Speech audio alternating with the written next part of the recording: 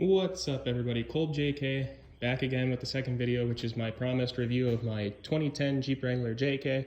And I just want to give an overall review and discussion about what I have going on, what I put on, and what I had put on this vehicle from when I had it. So to get started, I bought this vehicle 4 years ago. It was already lifted on a 4-inch rough country lift, which after 4 years was getting a little tired, and after the second owner. So I went ahead and got a 4-inch, again, zone off-roading lift kit put on here. It included the shocks, the springs, an adjustable track bar, and some other little odds and ends, camber and caster plates, that sort of thing. Now, one thing that I did want to upgrade was the sway bar links, which I went ahead and got Rubicon Express Extreme Duty Quick Disconnect sway bar links.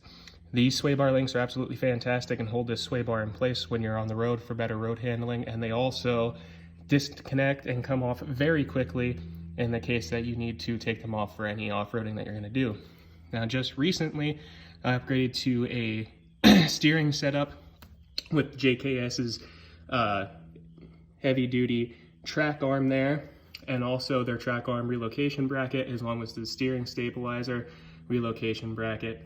This steering stabilizer was part of a dual setup that I had, but the dual setup made it way too wobbly for me on-road, so I ended up going with just the monotube then and attached it to this bracket.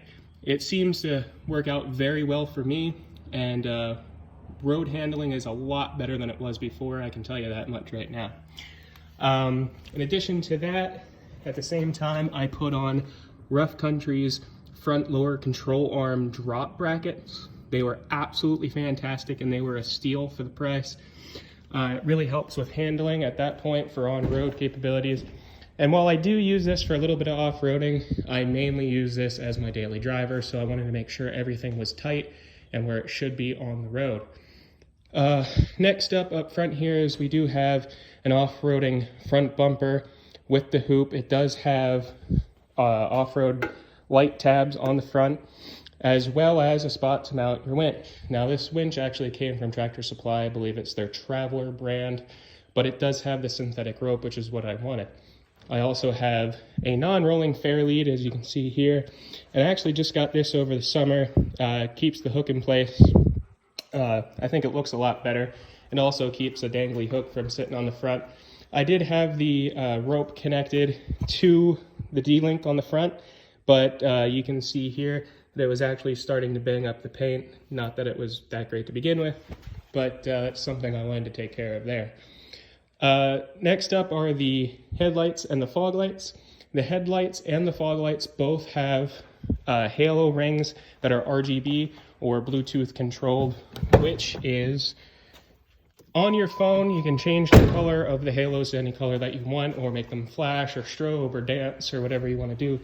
Right now, I just have them set up, as you can see, for blue. And they also will turn yellow. The top ones will turn yellow for your turn signal. It just gives that little bit of extra protection and extra safety when you're driving, because these headlights are very bright. Next up, we'll go to the wheels and tires. These wheels and tire setup here is a Mamba 17-inch rim, which is, they're all right. They look similar to the stock JK rim, except they're finished in a matte black. They are not plasti dipped or anything like that, which a lot of people think. They're sitting on 315/75 R17 hand-cooked Dynapros. Very, very good tire, in my opinion. They're holding up very well. The owner before me actually put these on, and I've personally put on about 60 or 70,000 miles since I've had them, and they're absolutely fantastic and holding up very well with almost no road noise. I do have aero lids cover for my 52-inch light bar up there with the American flag insert. It looks good, and it went with the theme that I had going on with the front grille here, and it keeps down on the whistle. If you've never had a 52-inch light bar or anything on a truck or Jeep, it doesn't really matter. All of them pretty much whistle in the wind, and it gets very annoying. So this lid provides protection from rock chips. It provides elimination for that whistle, and it's very durable, very easy to clean, and you can see that the light bar is back there shines through no problem. It looks very nice. I did put on this shorty antenna here. It's one of those stupid little mods that people do, but it is, in my opinion, very nice because the stock one is just far too long, wobbles and bangs over everything, and if you're going down a trail, it gets stuck on a lot of trees and stuff like that. I do have these brackets up here on the A-arms, A-pillars, for my off-roading lights, the cubes, and underneath the hood, I do have some stuff going on there as well. A little bit of performance stuff, not too much. That wasn't really my main focus with this. I did just get done, as you can see there, putting a new performance ignition coil and the live wires on there. That ignition coil is by Screamin' Demon, and it helps a lot with better spark. You'll get better power and fuel economy as well. Yeah, and you definitely can notice the difference, in my opinion. As you can see here, I have the AEM cold air intake. Even though it's still sitting in the engine bay, it's not really doing much of anything. This block, if you know, doesn't come stock from the JK. It is a control switch panel that comes from manufacturer with all of the hookup points for your lights, and as well as the relays and stuff, and then that mounts up here on your header bar. It makes everything really nice and easy to reach, and it also has a voltmeter in the middle, so it'll give you some readings on that if you have a lot of stuff going on and you want to watch over that.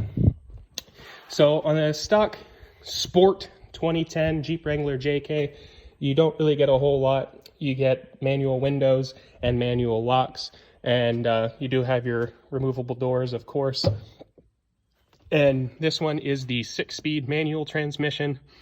The only thing interior-wise that I really changed up was this panel up here.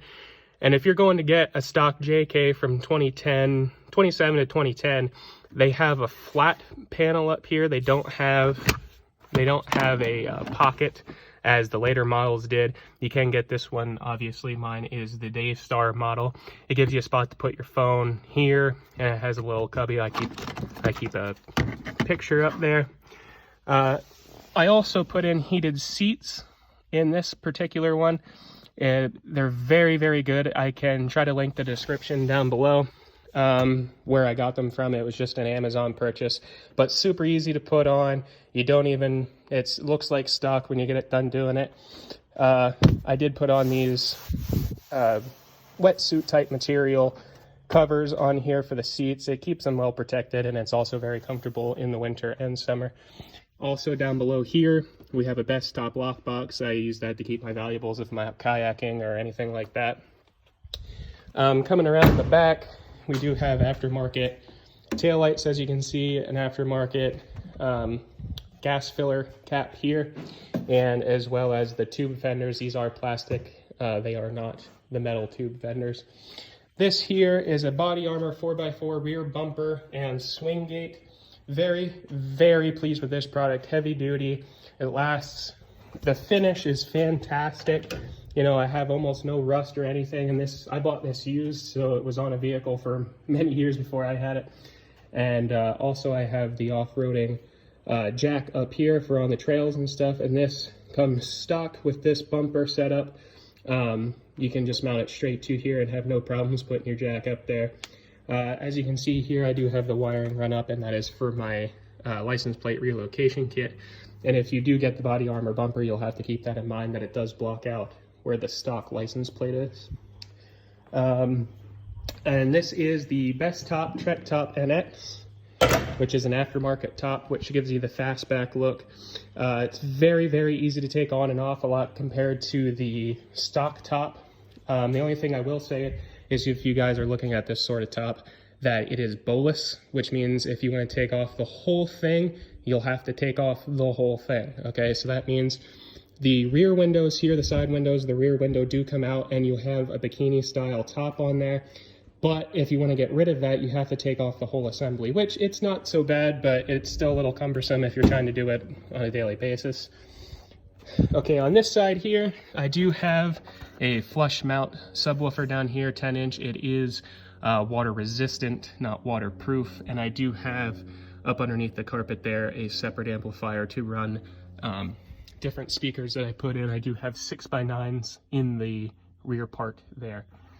And for the last part of the interior that I did here, it was a dual head unit. This is an Apple CarPlay head unit, and it does have Bluetooth, USB in, auxiliary in, rear camera, all that capability is on here. And this was actually only $75 at Walmart. So it's a great unit for the price, and you're getting a lot of features. The one thing I will say though is that the USB and auxiliary inputs are in the back. So what I did is I took out the one power supply in the front that I never really used anyway, got this part off of Amazon, put that in there, and now the leads for the USB and auxiliary in are in the front. So that's pretty much it for the interior. And like I said, this is a 2010 Jeep JK with the 3.8 liter V6 4x4 6-speed manual. So if you're looking to get a vehicle like this, I would recommend definitely getting routine maintenance done, because these 3.8 liters are a bit of an oil burner from the factory. But as long as you keep up with it, that's okay. On-road mannerisms are great, and if you lift it, I recommend going for a bit of a heavy-duty steering setup, because they do get a little bit wobbly depending on what setup you go with. And also to keep in mind, the 6-speed manual is very long throw, so a lot of people put a short throw shifter on there. I really don't have any problems with it or anything like that, but it's just something to keep in mind. It is a bit lumpy and clunky, but it rides great. And the motor, for what it is, being a V6, you'd expect a little bit more power, but that is to be expected when you go to a larger rim and tire setup. So that's my review of the 2010 Jeep JK. Like I said, this one is lifted and everything, so it's important to keep that in mind when I'm going over certain stuff like this. Lack of power is obviously because of that. But I absolutely love it, and I will try to put some links in the description for all of the products that I got going on here. And if you have any questions about products that I have on here, just let me know in the comments, and I'll be happy to write you back, and we'll go over that. So thanks. Keep me in mind, and any hints or tricks for YouTube videos or setups for cameras or anything like that, I'll really appreciate it if you put it in the comments. Like I said, this is my first YouTube channel, and this is my second video, so I'm still new to the whole thing, but just let me know. Thanks.